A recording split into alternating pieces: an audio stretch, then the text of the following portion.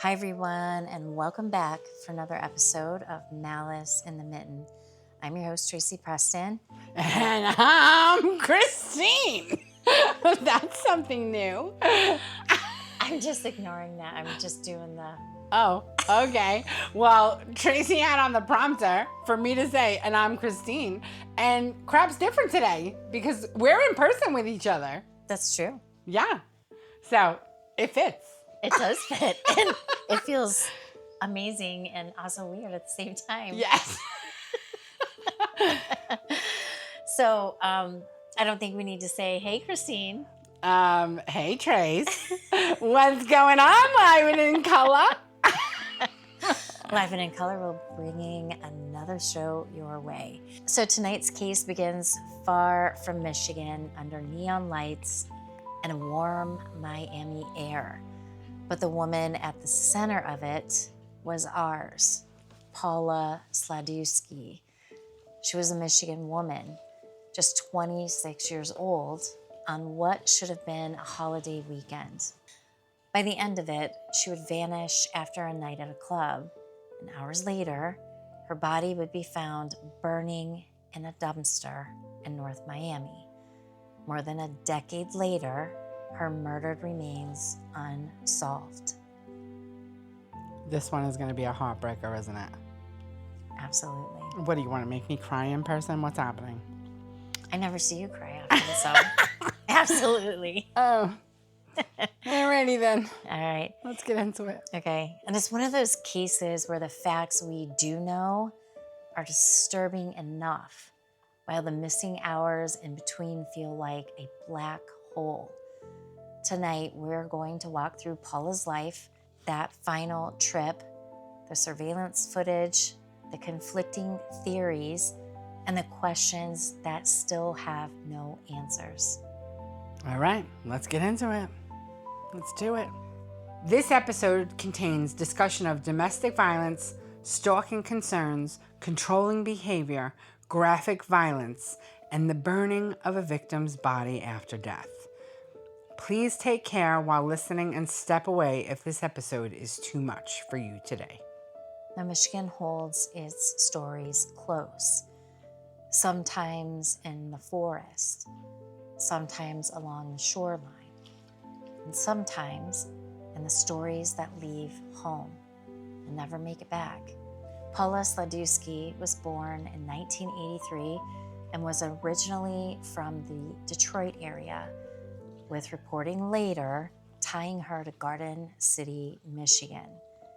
By the time of her death, she had spent time living in California, but Michigan was still home in a way that matters most, in the mouths of family, in the memory of old roads, in the people who would be left behind when the call came. She was 26 years old. She had dreams, ambition, and a life that, whatever struggles moved through it, was still very much in progress. She had appeared in Playboy, the ultimate playmate search, in 2003, a detail that would become part of nearly every headline after her death. But as so often happens, the public story flattened her into a type model, Playboy hopeful, blonde, beautiful party girl. The coverage often told us what she looked like before it told us who she was. And that matters, because the easy version of this story is a tabloid version. Pretty young woman, South Beach, nightlife, a boyfriend, a disappearance, a body found burned beyond recognition. The easy version is lurid. The truthful version is harder. The truthful version is about vulnerability, about danger in the in-between spaces, about the final known hours of a woman who should have been able to walk away from an argument and still live to see the morning. Paula traveled to South Florida with her boyfriend, Kevin Klym, for a New Year's weekend. Multiple reports say the trip included plans to celebrate in Miami and attend a Lady Gaga concert around New Year's Eve. Somewhere in the excitement of that getaway, in the heat, the alcohol, the noise, the long night that stretched into morning, something went terribly wrong. And what happened next was never fully explained. When we tell these stories, we always try to begin before the violence, before the crime scene tape, before the police sketch, before the grainy surveillance video. Who was Paula before she became the victim in the dumpster? Public reporting gives only fragments. Family described her as vibrant, beautiful, and full of life. Her sister, Kelly Ferris, spoke publicly in the aftermath of the murder, describing Paula as someone who cared about other people. In interviews, family members expressed shock, not just at the violence, but at the sheer unthinkability of it. The sense that no matter what turbulence existed in Paula's life, nobody could imagine an ending like this. She had pursued modeling. She had appeared in Playboy-related media. Reports also indicate that she had worked in clubs and in nightlife spaces, which is relevant not because it defines her, but because it may help explain something important later. Paula likely knew how to read a room. She was not a naive child stepping blindly into the world. She was a young woman who had lived, worked, and navigated complicated spaces before. And then there was her relationship with Kevin Klym. Now, this part of the story is difficult because it forces us to sit in a tension that true crime often handles badly. On one hand, police later said Klym was no longer considered a suspect. And by 2020, the former lead detective publicly said Klym was not a person of interest in the murder. On the other hand, there was documented volatility in the relationship. And reporting from the time shows Klym faced a Michigan domestic violence case connected to a December 2009 incident involving Paula. He failed to appear in court and a warrant was issued. Those facts do not prove he killed her, but they do matter when understanding the atmosphere around that final trip. And that's where the ethical storytelling matters. Because he was cleared and the relationship had violence in it, can both be true. Because a documented history of abuse changes how we hear the final argument. Because women in volatile relationships are often endangered long before the moment that makes the news. Yeah. Even if someone did not kill you, they can still have made your life frightening in every other way. They can still have helped create the danger around you. 100%. And in Paula's case, there are repeated suggestions from family and reporting that people close to her were worried about the relationship well before Miami. Now, that doesn't answer who killed her, but it does tell us Paula was not moving through the last few weeks of her life inside some picture-perfect romance. There was strain, there was conflict, and there was instability. By the time New Year's weekend arrived in 2010, Paula and Kevin were in South Florida, and the plan was celebration.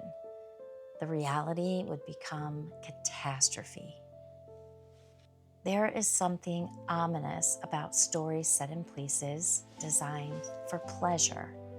Cities built on escape, on reinvention, on the idea that the rules do not fully apply. Miami, New Year's weekend, 2010. Crowds, music, flashing lights, a city running hot through the night. At some point, Paula and Kevin ended up at Club Space, a well-known nightclub in Miami. There, according to multiple reports, the two argued. The dispute appears to have involved drinking and escalated enough that security became involved. Klym's account, relayed through attorneys and the media, was that they got into an argument. He was removed or asked to leave, and Paula chose to stay. Now, this is one of those moments that would become frozen in the case forever. An argument in a club, a boyfriend leaving, a woman staying behind, a choice that on any other weekend might have ended in nothing more than a hangover and an apology text. Some accounts say Paula asked Kevin for her credit card before they separated. Some say he returned to the hotel alone in a taxi. What seems consistent across the major reporting is this: they did not leave together, and he later said he went back to their hotel while she remained at the club. And Paula was still alive when she left Club Space. Surveillance footage captured her leaving in the early morning hours of January 3rd, 2010, with reports putting that exit at about 7:20 a.m. The video would become one of the most haunting pieces of evidence in the case. Grainy, incomplete, teasing answers it could not deliver. Paula is seen leaving the club. In some coverage, men are visible behind her. In later reporting, police and media draw distinctions between the man visible on the camera and a different man later described by a witness, whose image became a composite sketch. Now, those are not necessarily the same person, and that distinction matters. Let's think about that. The most important footage in a murder investigation, and still, even with everyone staring at it, people cannot fully agree on what it shows. That is the agony of many unsolved cases. Evidence exists, but only in fragments. Just enough to haunt, not enough to convict. Some reports said Paula left with a man. Others said a man followed her. A witness later told police he saw Paula leaving a nearby parking lot with a heavy-set Black or Hispanic man with a goatee. And based on that account, police released a sketch. Investigators later said they wanted to identify that man. Yet even then, uncertainty lingered over whether he was the same person glimpsed on camera outside of the club. And the clock started. From roughly 7:20 a.m. that morning until later that night, Paula disappears into the blank space that would define this case. No confirmed public timeline, no known witness who has filled in those missing hours, no confirmed route from the club to the industrial area where her body would be found, just absence. Later on January 3rd, 2010, roughly 14 hours after Paula was last seen leaving Club Space, according to later police commentary, firefighters responded to a dumpster fire in North Miami. The location was in an industrial area near what reports described as a propane business or lot associated with one. Inside the burning dumpster was the body of a woman. The remains were so badly burned that authorities could not identify her by sight. Dental records were ultimately used to confirm that the victim was Paula Sladewski. It is hard to overstate how brutal that is. Not just killed, not just discarded, but burned. Burned in a dumpster, in a place so ordinary that it almost deepens the horror. Not some dramatic, cinematic wasteland, not a lonely swamp road, an industrial stretch, a place people work, a place people pass, a dead-end sort of place that, according to the former lead detective, suggested the killer may have known the area well, and that detail matters too. Investigators later said they believed the person who left Paula there likely knew the location. It was not highly trafficked. It was not random in the way outsiders imagine random to be. To use a site like that, you might need familiarity, the kind that comes from living nearby, working nearby, or knowing where you can go unnoticed.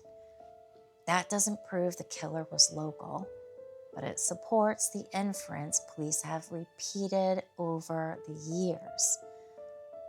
And then came one of the case's cruelest complications. Even the medical evidence did not provide a clean answer that the public could rest on. Some later retellings cite police comments suggesting Paula was already dead before the fire and may have been strangled. But in reporting from January 2010, CBS noted that the medical examiner's office could not determine an exact cause of death because of the severity of the burns and was awaiting toxicology. The safest, responsible conclusion is this: Paula was murdered. Her body was set on fire, and the exact mechanism of death has been described inconsistently in public reporting. And that inconsistency is not just a media footnote. It matters because it shapes how people imagine the crime.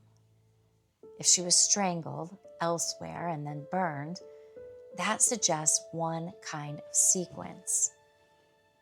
If the medical evidence could not establish a precise cause, that leaves more possibilities open.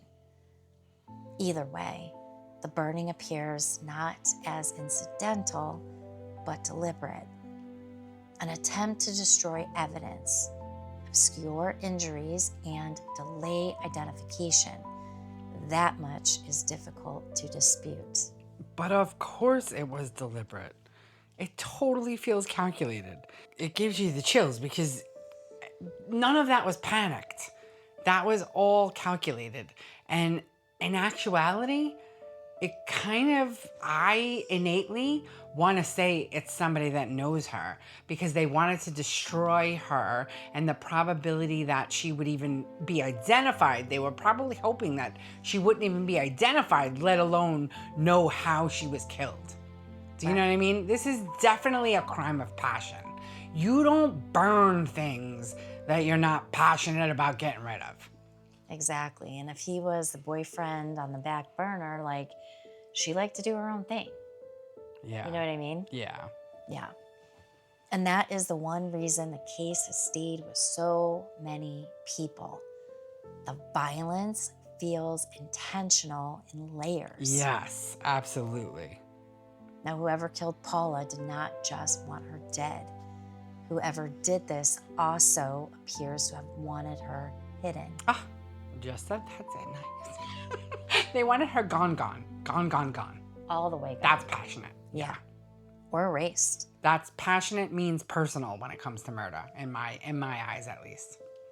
I agree. And yet, even after all that, she was found. Not saved, but found. Which means the attempt to erase her had failed. In nearly every case like this, the same hard truths arrive early Investigators began with the person closest to the victim. In Paula's case, that meant Kevin Klym. This was inevitable. He had traveled with her. He was among the last known people to see her alive. They had argued. Their relationship had a documented history of violence. From the outside, he fit the first circle profile investigators always have to examine.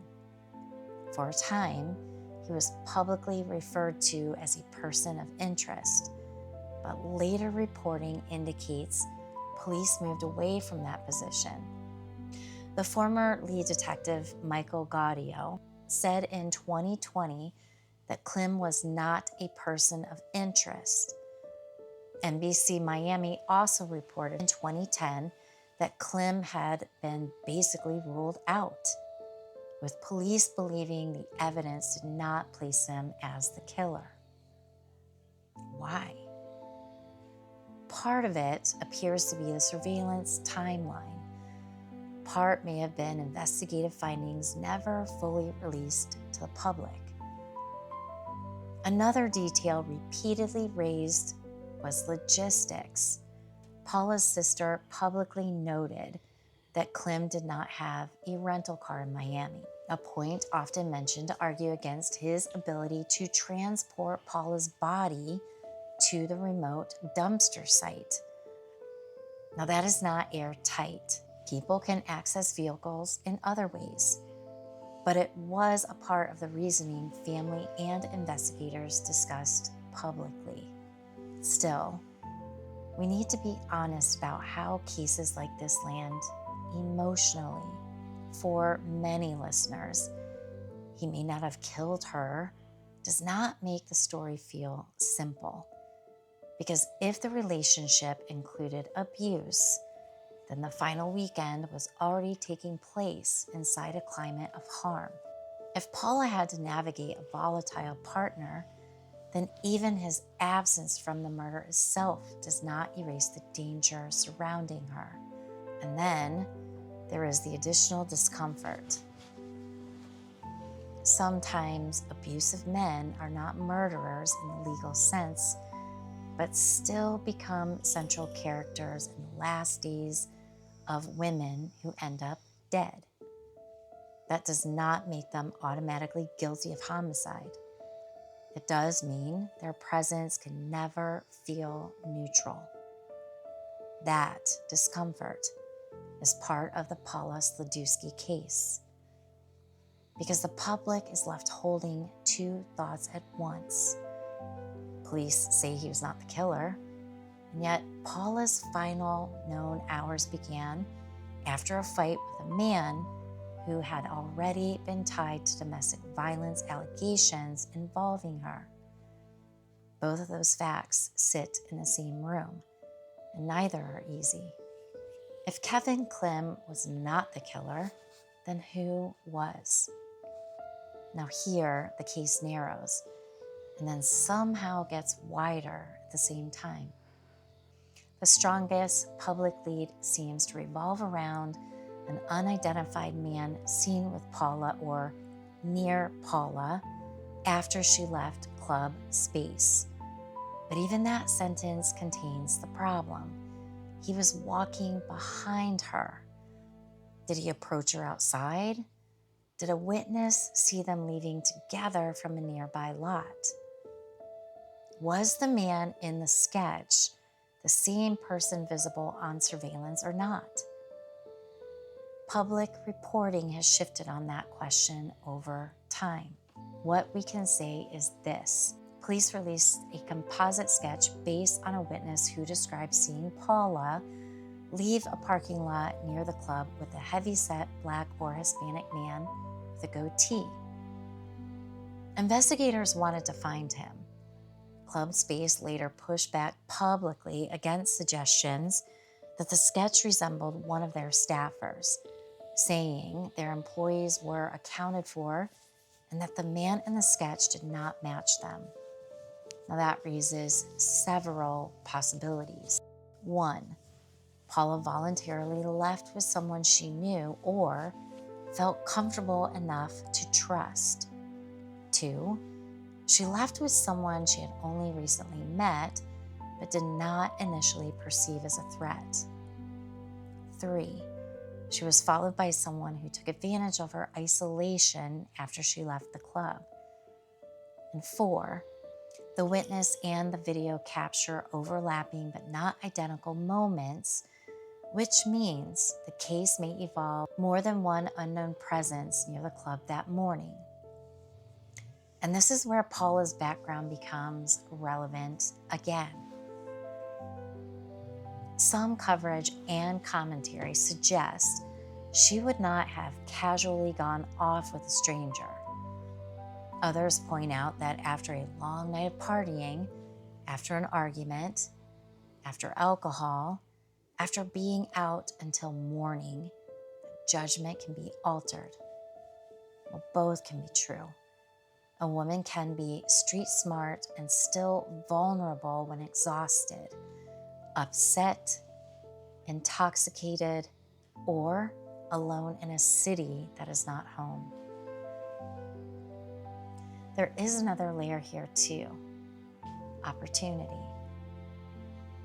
Club space at that hour would have been a place where people were coming and going, cabs circling, crowds thinning, some still looking for the next stop, some trying to get home, some watching for easy prey. Former Detective Gaudio later said Paula could have gone anywhere after leaving the club, jumped in a cab, gotten a ride, continued partying. That ambiguity is exactly what makes this case so hard to solve. If the last confirmed location is a nightclub exit at dawn in a city built on movement, the possible paths explode outward instantly. And yet, the body ends up in that North Miami dumpster. So, however broad the possibilities seem at first, the ending suggests something more contained. A vehicle, most likely. A person willing to transport a body. A person bold enough to burn it. A person familiar enough with the area to choose that location, which narrows the field conceptually, even if police have never been able to attach a name to it. For me, the most haunting part of Paula's case is not the surveillance clip. It's not even the sketch. It's the silence between them. From the time she left the club space in the morning to the time firefighters found her body that night, Paula's life disappears into a stretch of hours that nobody has publicly reconstructed in full. That means the truth of her death may not lie at the club at all. It may lie in what happened afterward, in a secondary location, a car ride, an apartment, a motel, an industrial lot, a decision made by someone who thought they had found a woman alone and unprotected. That possibility should trouble all of us because it means Paula may have survived the club exit. She may have gotten into a car. She may have thought she was simply heading somewhere else. She may not have understood the danger until it was far too late. Now, there is a particular terror in that. The terror of ordinary decisions turning fatal only in hindsight. Take a ride. Go somewhere quieter. Keep the night going. Get away from the argument. Don't go back to the hotel yet. Any one of those can sound small in the moment, and that is often how violence works. It does not always begin with obvious terror. Sometimes it begins with a woman trying to salvage her night. Or sometimes it just ends up with somebody not trying to go back to the drama, to the conflict. Not going back to the hotel to start the fight all over. Exactly. Now, if Paula fought with Kevin, then going anywhere else may have felt preferable to returning immediately to a room where anger was waiting. Even if she planned to circle back later, even if she believed she was making a temporary choice. That is one reason cases involving women after public arguments can become so complicated. The separation itself can create a dangerous window. A woman leaves one unsafe dynamic and steps into another she cannot yet recognize. And because the public does not have access to the full investigative file, we do not know what evidence may exist inside those missing hours, like phone records, taxi leads, witnesses who were interviewed and dismissed, surveillance from nearby businesses that yielded nothing useful. Or so they think. Right. Any of that could exist, but it has not produced an arrest. There was even a later public records request seeking investigative materials, including surveillance and correspondence, suggesting continued outside interest in whether the case file might contain more than the public has seen. But from the public's vantage point, the missing hours remain missing, and that vacuum invites theory. So let's walk carefully here. In a case like Paula's, theories multiply fast. We are not going to turn speculation into fact, but we can examine the major possibilities with restraint. So let's take this theory. A stranger or recent acquaintance from the club. Now, this is one of the most commonly discussed possibilities, and it fits several known facts. Paula was last seen leaving club space. There was surveillance showing male presence near her, and a witness later described her leaving with an unidentified man whose sketch police released. If she accepted a ride or left with someone connected to the nightlife scene that morning, that person may have later attacked and killed her. This theory also aligns with police interest in the unknown man, with the possibility that the killer knew the North Miami dump site. But the weakness in this theory is that it still leaves huge unanswered questions. Who was he? Why has he never been identified? Did nobody at the club recognize him? Did cameras fail to catch enough? Or was the man in the sketch only mildly connected? Theory 2, someone connected to the club or immediate area. At one point, there was public chatter about whether the suspect might have resembled a bouncer. Club Space publicly denied that the sketch matched any employee and said staff were accounted for. But that does not entirely eliminate the possibility of someone associated with the broader scene, like a patron, a regular, a contractor, acquaintance. But it appears police did not publicly tie the sketch to verified club staff. But wait a minute. I thought you said that the club was being accused that the sketch was reminiscent of one of their workers. They did, but they said all of their staff was accounted for, so. Accounted for when? I guess maybe after the club closed. I don't know. My aunt, I thought the club scene in Florida was 5 a.m. She's walking out at 7 something. Does this club never shut down? Well, there are some clubs that are after hours clubs. Oh. But I don't know. The thing is that someone, I'm still sticking with that this was passionate.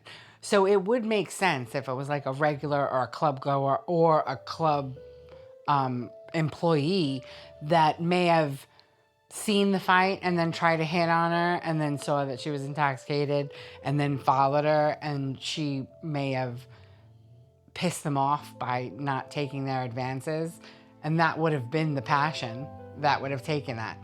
What I'm curious to know is if any of the regulars or the club employees, if any of them have also a history of domestic type violence, because that would explain why she got burnt, because they would have gotten in trouble before, right, and they weren't going to leave any evidence because of this you know what I mean? Right.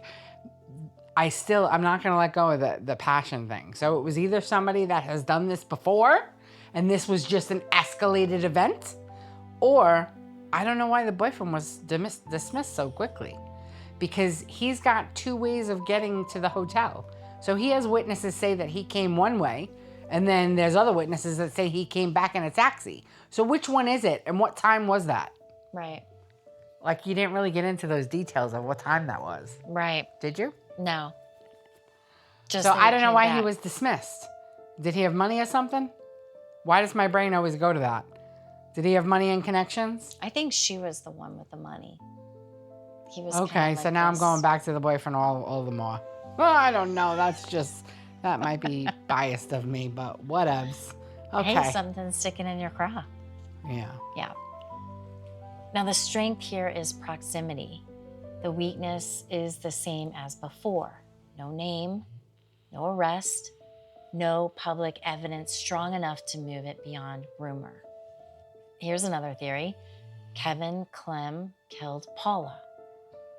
Here we go, Christine. This theory persists because intimate partners are statistically common perpetrators in violence against women, and because the relationship had a public history of alleged abuse.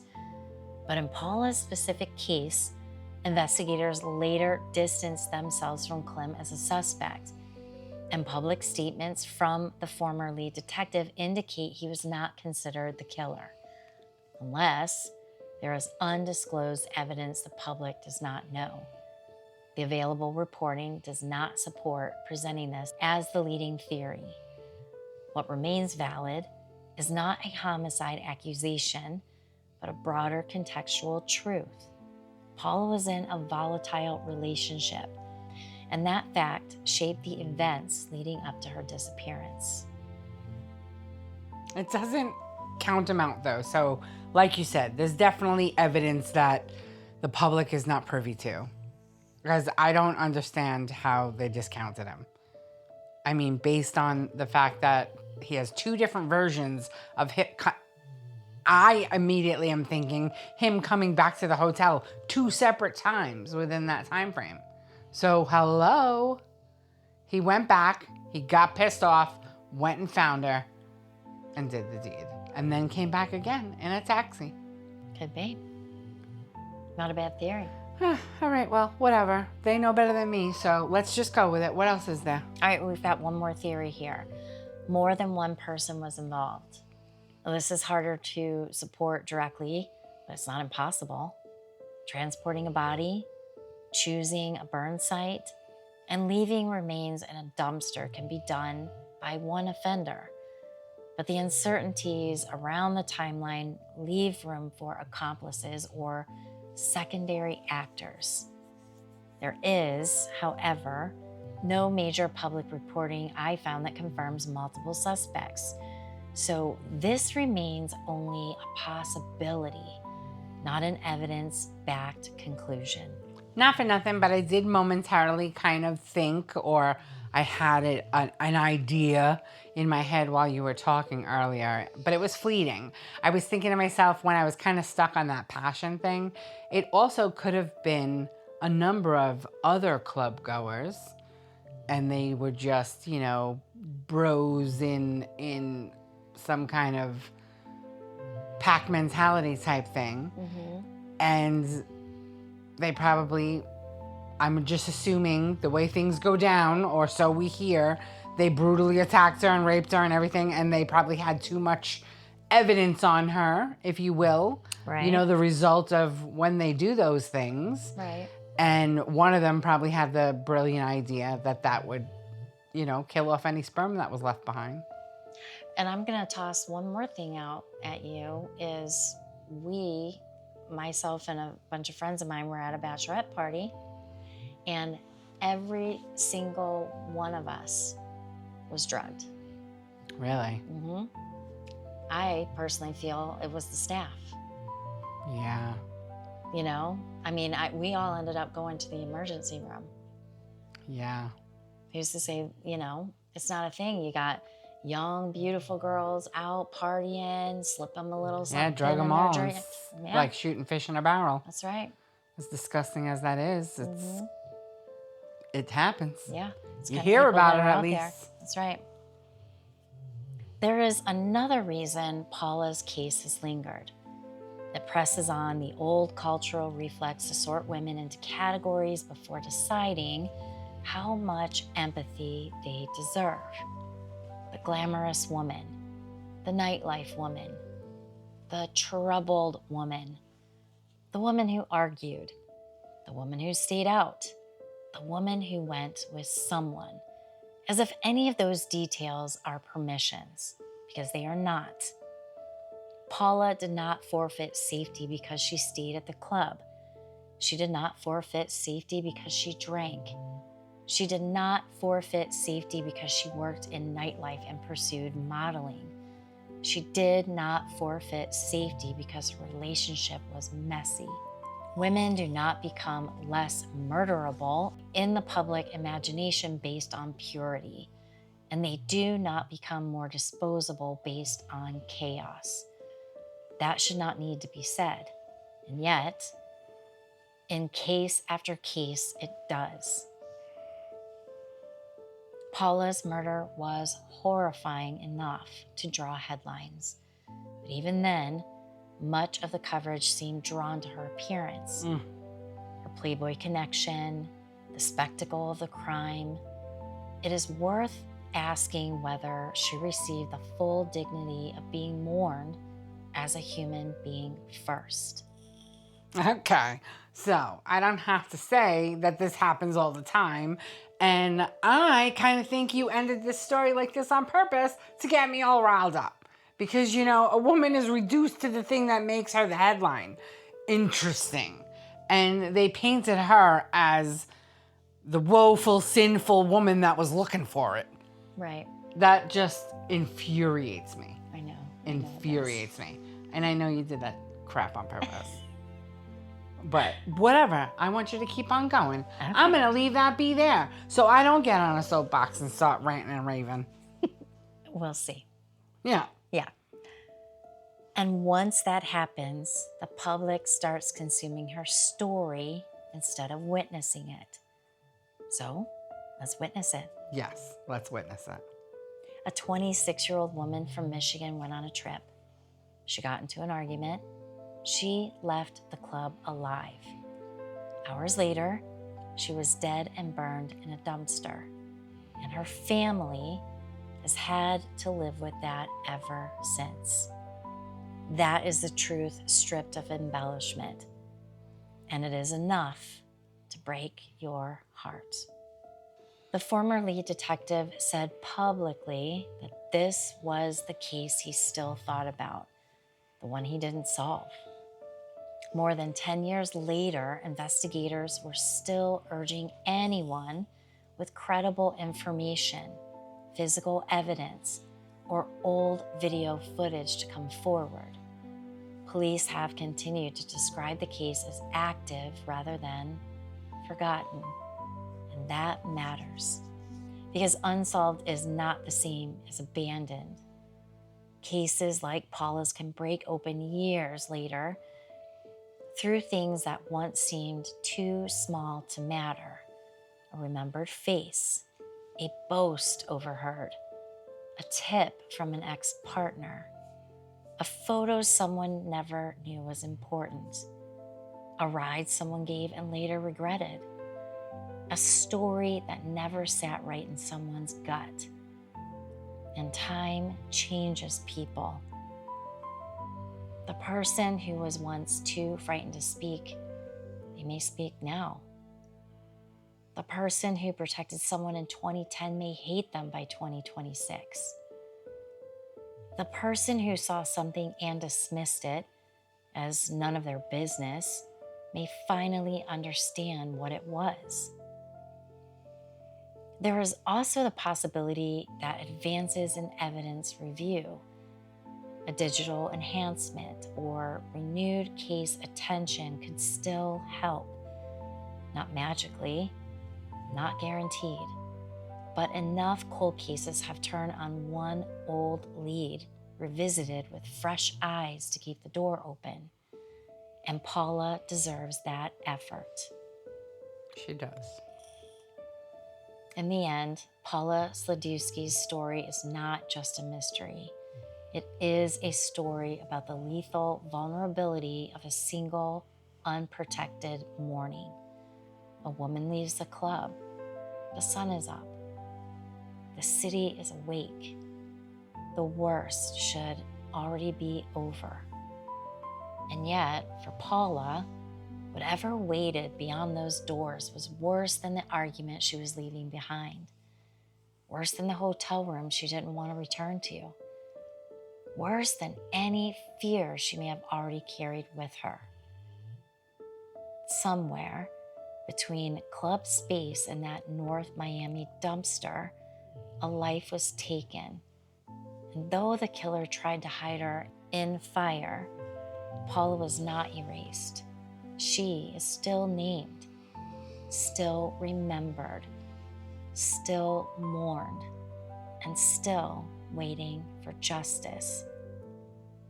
If you know this case, if you remember that weekend, if you lived in that area, if a face in that old sketch ever looked familiar and you talked yourself out of saying it, maybe now is the time. Because someone knows more than they have said. And because a Michigan woman went on vacation and never came home. Their family deserves to know what happened. They deserve better than that. Paula and her family. I would still like to know a little bit more detail about how that boyfriend got off so quick. Agreed. Now for Paula Sladewski, for her family, and for everyone still carrying unanswered grief, we remember. We say her name, and we leave the light on for the truth. Can I also say that if I was Paula's family member, I would still blame the boyfriend even if he wasn't the one that killed her, because he went on vacation with her and then left her alone in a vulnerable place under vulnerable circumstances full of negative emotions. I would completely hold him responsible on a social level. Do you know what I'm saying? Mm-hmm. I can't get over that. Right. And this was definitely a crime of passion. Whether it was a crime of passion for a sadistic fucker to not get caught again, or it was passion from the scorned boyfriend that was belittled. Yeah, and either way, there's a belittling factor there, and the pure rage and hate of it all, and the fire, the fire, fury, fire, like those are all the things that come to mind. And I don't know. This is baffling, and it's frustrating that they don't have anything further, because if they had video of one angle, at that time, 2010, a lot of stores had videos on them.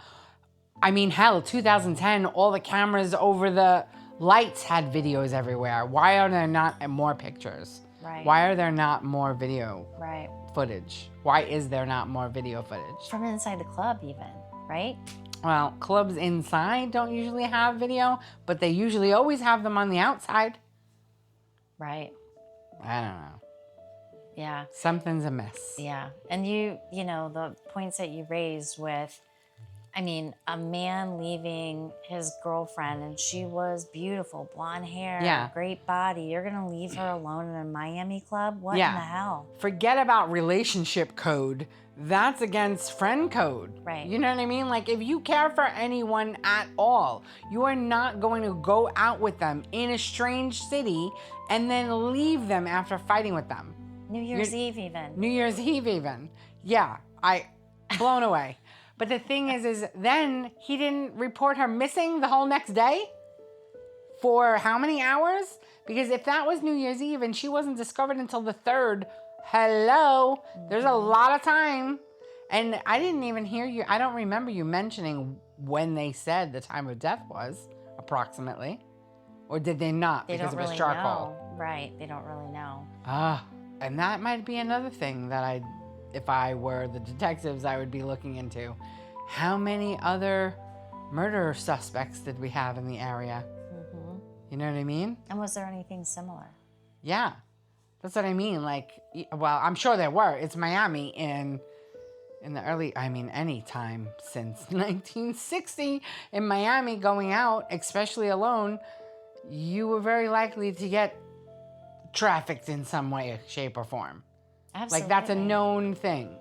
So for any woman to be out by themselves in a city club area at any time, anywhere, I don't mean that it's her fault, but you're looking for trouble, which is exactly why I would blame the boyfriend, because she didn't do that on purpose. She didn't end up on her own on purpose. She went with her boyfriend, the person that should be looking out for her, even if he's mad at her. Right. He should still be looking out for her safety and well-being.